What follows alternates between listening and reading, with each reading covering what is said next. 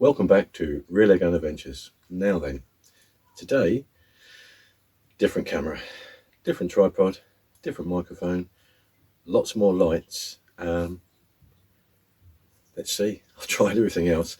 So, this is the last look at my QB78 Custom, which is actually a QB78 Deluxe in a replacement stock with a few mods. Now, the stock is a Parker Hale Dragon Mark 1 stock, which I got from Protect Supplies in Bognor Regis. It is actually a really nice stock. It's got that little bit of checkering on the underside there, which is nice. No checkering on the pistol grip or the forestock, but it is shaped very nicely. Now, just as an aside, they have these stocks with checkering on, and I happen to have a couple. And they do look really nice as well. But for the QB, I went without the checkering because it didn't have checkering originally, and actually this was quite a nice piece of wood. So on the whole, it's very much a standard QB78 apart from a few mods.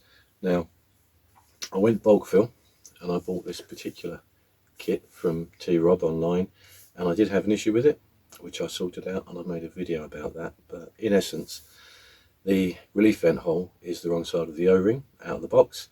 It's just a case of moving the O-ring, and there's a video on that. There's a video on the stock itself, the very small amount of modification that was required, and then actually fitting the action in. I've added the Aftermarket Magazine system, which I think is really good. I'll look at that in a minute. I've had to put the scope up on high mounts. The only scope I had with high mounts is this one, and actually it's a spare scope, so it can stay here. I've had to trigger apart and have a little polish up, and it has made a difference. A couple of other things I've done, which I'll touch on in a minute actually. I don't think they're actually required on these newer ones anyway. Perhaps on the older ones you had to do those mods, but they actually caused more problems than they solved. But it's working perfectly now. When I got this, it did say on the website, particularly with this particular adapter, that you can use air. I really wouldn't do that. There's all kinds of other things that can happen by putting air into one of these, unless you've got a tank full of dry air, and you cannot exceed the pressure of CO2, which is around 950 psi. So you want to be around the 850 to 900 mark, and that will give you something like 4 to 6 shots. So unless you're going to go for a complete high pressure air conversion, stick with CO2. Get yourself a fire extinguisher and a kit. Now, the overall length of the rifle hasn't changed. It's actually probably about ½ a pound heavier, if that. These stocks are quite light considering that they're a solid chunk of wood.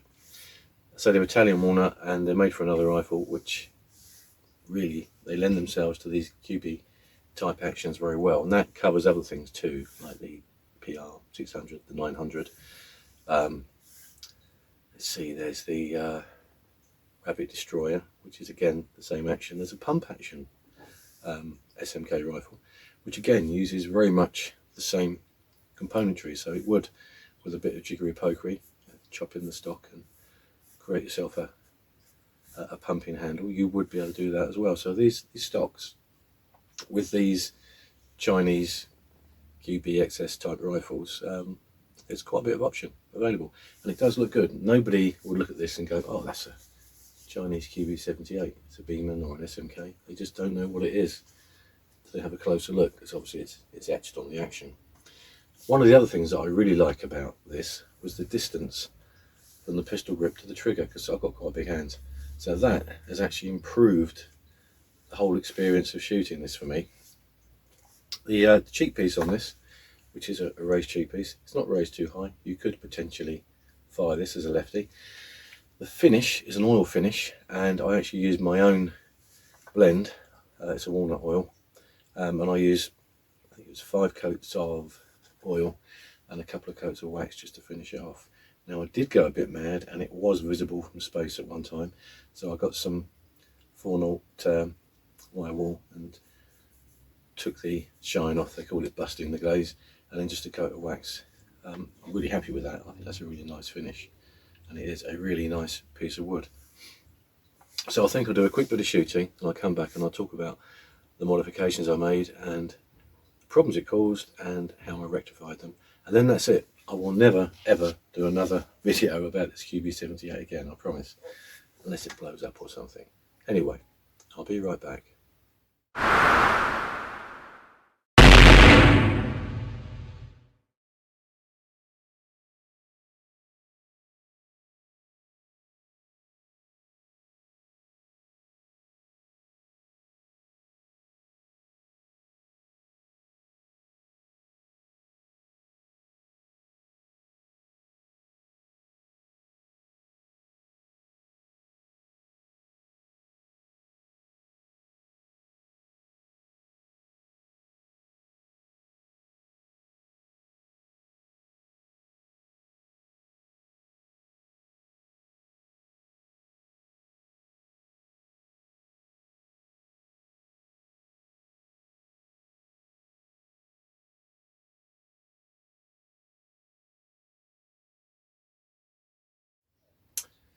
So it shoots, and it shoots quite well.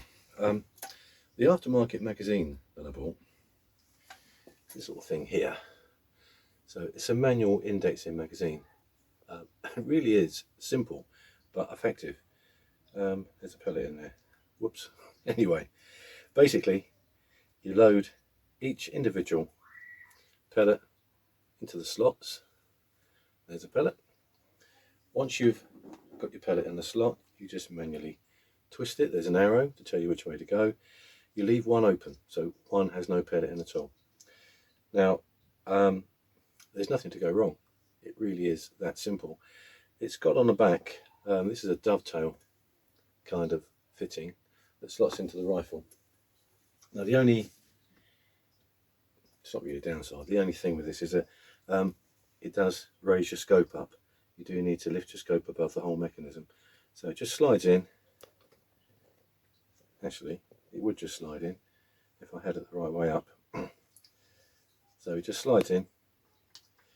It sits there quite happily, and then you use the bolt to engage the first pellet, and once you've done that, you're good to go. Now, each time you fire it, you have to draw back the bolt, turn it, and then actually load it by re-engaging the bolt. Now, that saves you time. It's not the same as an automatic magazine. There's no springs, it doesn't do anything for you. You have to do the work, but it saves you fumbling for a pellet, loading that pellet into the breech, and then closing the bolt. So this does save you a fair bit of time, and it makes the whole thing worthwhile. And I think for about 20 quid, I think, it's well worth it. And you can buy extra magazines to fit into the actual adapter. Now the adapter just clips on. You literally put it over the top, give it a thump to engage it, and then tighten up a grub screw, and you're done. It's that simple. Now, modifications. I looked at what people were doing, and I thought, yep, transfer port, that's a good idea. Hammer spring tension, that's a good idea. And I played around, and I ended up over the legal limit. So I ended up having to wind it all back and get back down to 11.2, 11.3 FPE, which is where I'm at, and I'm happy with that. That's what I need from this rifle. You could so easily get yourself into trouble by doing some of these mods. The best thing I've done is give the trigger a polish. That has made a huge difference.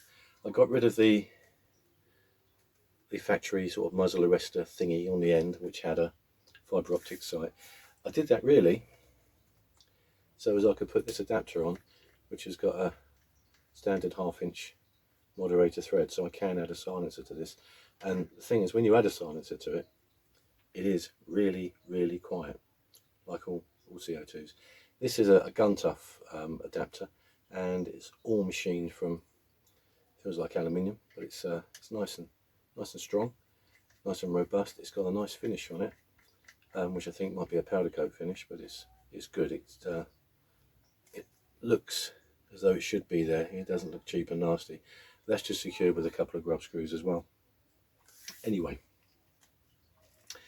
with the exception of ending up slightly overpowered and having a huge leak on the bulk fill adapter. I haven't had any real issues. They were all things that were easily rectified.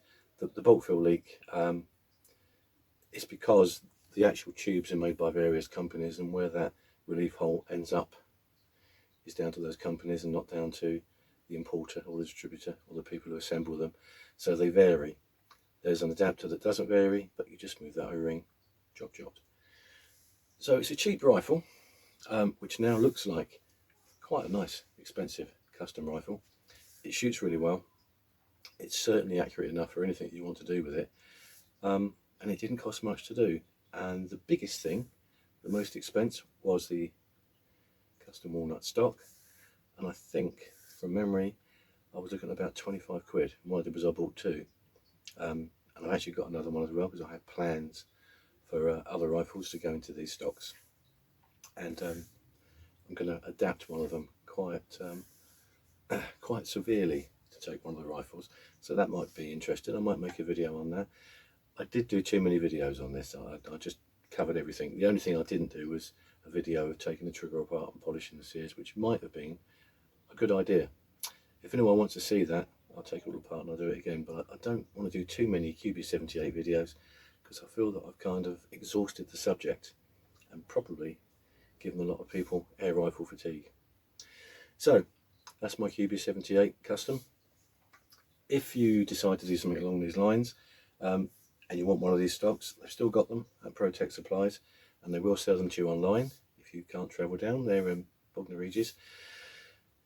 They come and go, these stocks. Obviously the Parker Howell Dragons long since defunct, and they've found a supply of them, but it won't last forever. If you happen to ever see a Dragon Mark 1, and my brother actually owns one, they are a really nice rifle, and they're rare and quite collectible now. And although the company still exists, I don't think they make them anymore, and if they did make one, it would be too expensive for most people. Anyway, that's enough of that. We'll see how the video pans out. I say it's new camera, change the tripod, different microphone, got rid of that big boom microphone that I bought, so you'll notice that I haven't whacked it today, which is certainly an advantage. Bumped up the lights. Let's see. Anyway, thank you for watching my video. Please like and subscribe. A big thank you to all those who have liked and subscribed, and I'll see you all again soon. Bye for now.